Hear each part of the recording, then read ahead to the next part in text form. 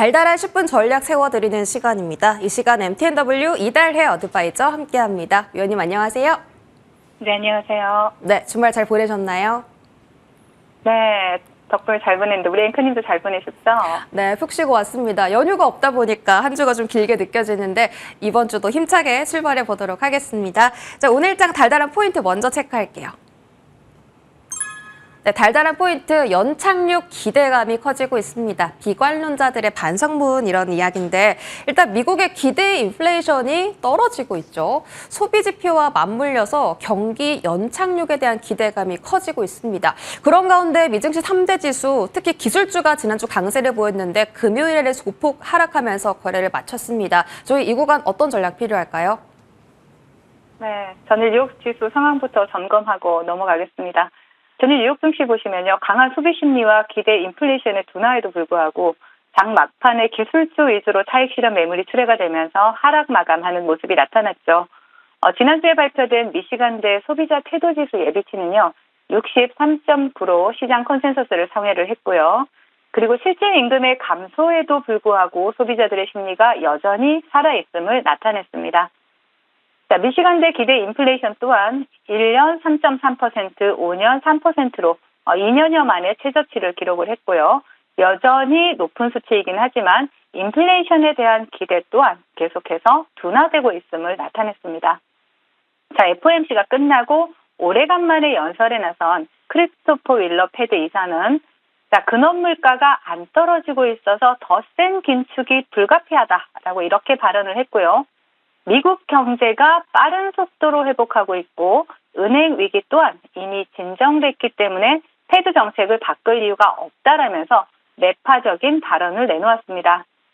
자, 연준의 매파적 스탠스와는 별개로 그동안 시장을 베어르시하게 바라보던 비관론자들이 반성문이 이어지고 있다라고 볼 수가 있는데요. 자, 뱅크 오브 아메리카의 수석 전략가는 그 강한 고용을 바탕으로 골디락스 분위기, 은행권 안정, AI 열풍에 대한 과소평가 등을 이유로 들면서 자기 자신을 아주 내가 작은 곰이라면서 반성문을 내놓기도 했습니다. 자, 현재 시장은 블링컨 국무장관의 방중과 또 이번 주 파월 연준 의장의 상하원 청문회를 앞두고요. 여전히 눈치 보기 흐름을 이어가고 있는 모습입니다. 자, 국내 지수 상황 살펴보도록 하겠습니다. 자, 국내 지수는 전일 뉴욕 증시 영향으로 조정 흐름 나타내고 있죠. 기관 내 방관 속에 외국인들의 매도세가 출회가 되고 있고요. 또 개인만이 외롭게 매수에 가담하는 모습이 포착이 되고 있습니다. 자, 코스피에서는 하나 에어로스페이스, 현대 로템과 같은 방산 관련 주들이 지수 방어에 나서고 있는 모습이고요. 그리고 코스닥에서는 에코프로 그룹주들이 지수를 방어하고 있는 모습입니다. 외국인들의 수급을 보신다라면 역시 방산 관련주들에 집중이 되어 있다라고 볼 수가 있겠고요. 그리고 LG에너지솔루션, 포스코 퓨처과 같은 거래소에 상장된 2차 전지 대형주들에서는 외국인들의 매도세가 강하게 출회되고 있는 모습이 포착이 되고 있습니다. 자, 오늘장 테마 동향 살펴보겠습니다. 자, 오는 21일이죠. 영국에서 개최되는 우크라이나 재건회의를 앞두고 관련주들이 강세 흐름을 나타내고 있죠.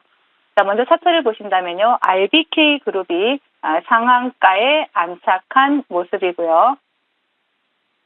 새롭게 우크라이나 재건주로 편입이 되면서 상한가에 안착을 했죠. 그리고 그 뒤를 따라서 삼부토건, BYD, 국보, 그리고 다스코, 테라사이언스와 같은 이러한 관련주들이 테마를 형성하면서 좋은 흐름을 나타내고 있습니다.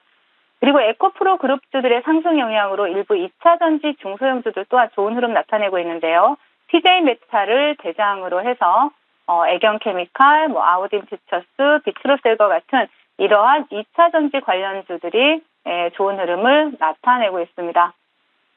자, 외국인들의 수급이 집중되고 있는 방산주들 또한 좋은 흐름 나타내고 있는데요. 하나 에어로스페이스를 대장으로 해서 현대로템, 한국항공우주가 테마를 형성하고 또 좋은 흐름을 나타내고 있는 모습이고요.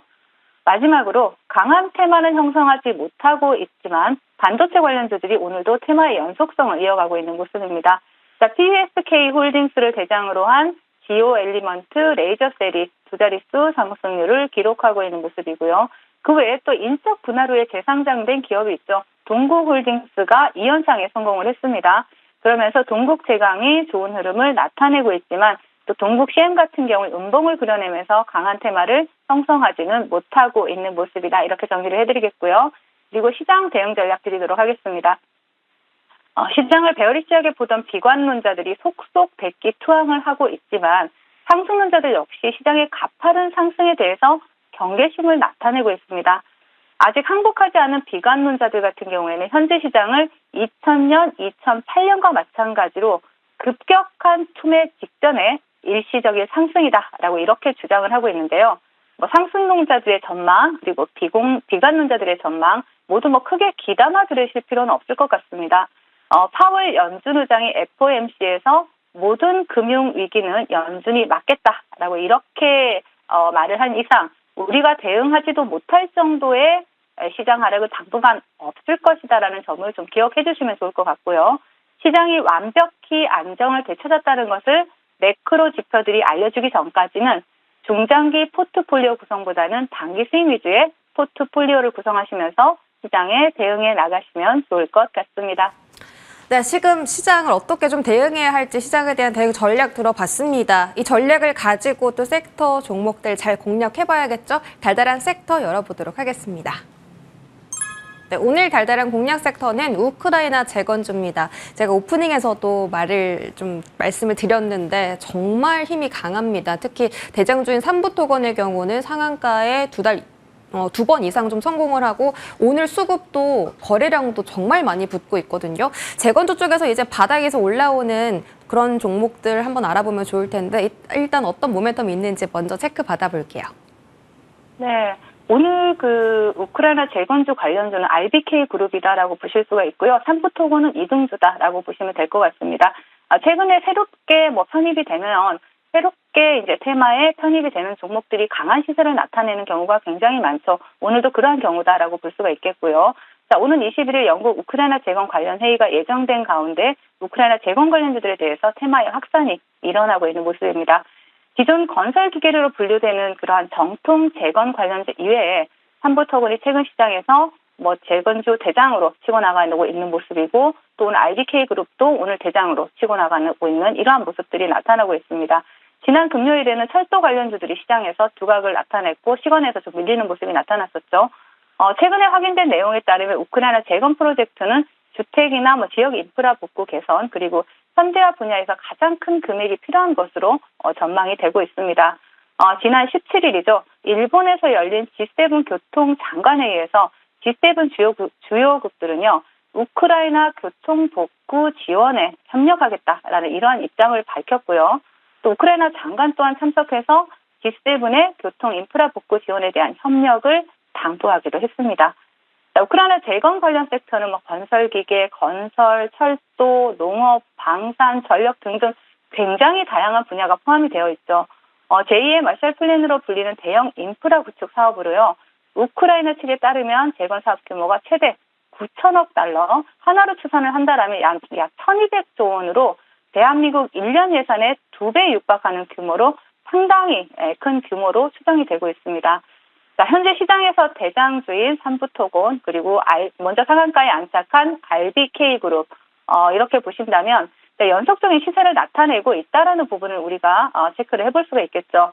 섹터 내에서 다양한 분야로 테마의 확산이 일어나고 있는 만큼 바닥권에서 수급이 들어온 이후 아직 시세를 분출하지 못한 우크라이나 재건 관련주들 대해서 섹터 내 순환매 차원에서 관심이 필요한 시점이다라고 말씀을 드리겠습니다.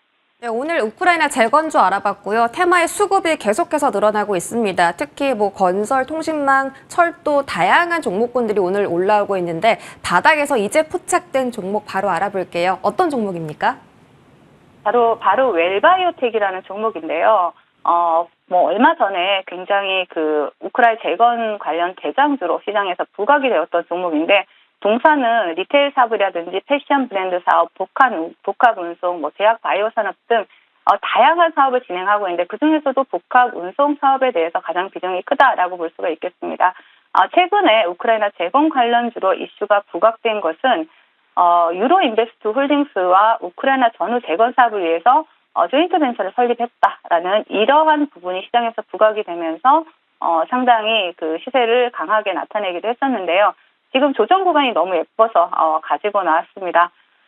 지금 양사가 이렇게 설립한 이러한 조인트 벤처는 그리고 그 우크라이나 전후 복구 사업에 필요한 물류기지 건설에 참여한다라는 이러한 부분을 좀 주목해 볼 수가 있겠고요.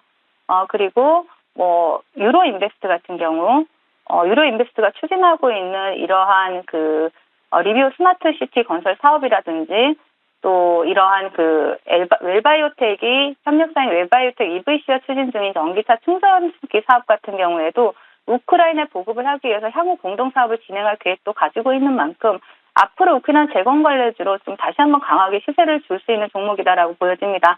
네, 차트를 보시면서 말씀을 드리도록 할게요. 웰바이오텍 같은 경우에는 한번 시세가 강하게 나왔었죠.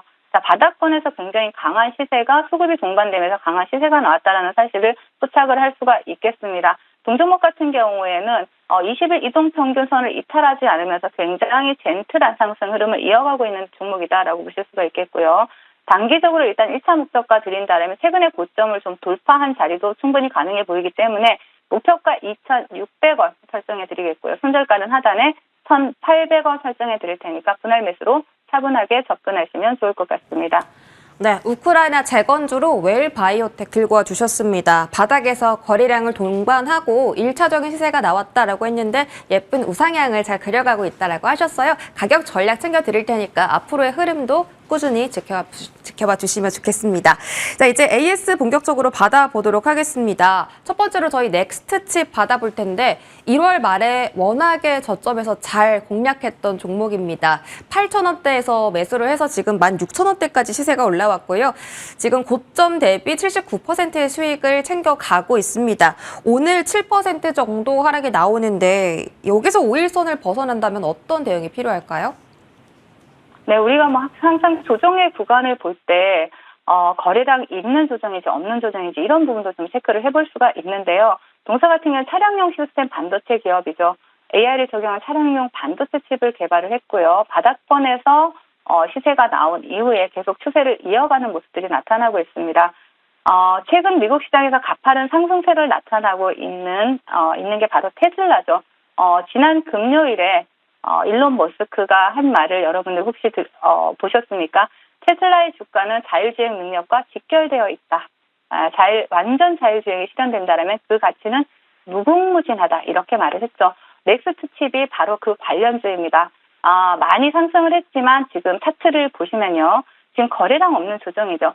거래량 없는 조정이 강하게 나오고 있고요. 그렇기 때문에 조정을 준다라면 재매수 관점으로 보실 수가 있는데요. 일단 지지라인을 제가 그어드린다면 이 12,000원 라인입니다. 충분히 조정을 주고 이 11,000원 라인을 이탈하지 않는다라면 바닥 대비 많이 상승했다라고도 생각하실 수 있겠지만 지지라인 이탈하지 않는다라면 다시 한번 재상승도 기대해 볼 수 있는 종목이다라고 말씀을 드리겠습니다. 네, 넥스트칩은 조정 거치고 11,000원대를 잘 지지해준다면 재매수도 유효한 종목이다라고 말씀 주셨습니다. 자, 다른 종목들 핀텔 알아보도록 하겠습니다. 이 종목은 목표가 9,500원 설정해 주셨는데요. 오늘 장중에 8%대 슈팅이 나왔습니다. 앞으로 주가 흐름 어떻게 보고 계세요? 네, 핀텔 같은 경우에는 그 영상 분석을 통한 자율주행 스마트시티 관련주죠.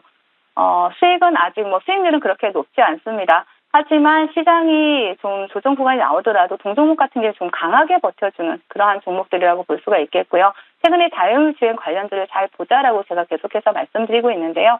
차트 보시면서 말씀드리도록 할게요. 제가 이 자리를 그어놨죠. 일단 이 7,500원 이 자리를 이탈하지 않는다라면 굉장히 좀 그래도 단기간에 좀 상승 흐름 기대해 볼 수 있는 종목이고요. 목표가까지 그대로 홀딩 하시면서 다시 한번 수익 챙겨가시라는 전략 드리도록 하겠습니다. 네, 7,500원 이탈 여부 확인하면서 홀딩해보자라는 전략이었습니다. 네, 오늘도 다양한 말씀 고맙습니다. 지금까지 MTNW 이달해 어드바이저와 함께했습니다. 고맙습니다.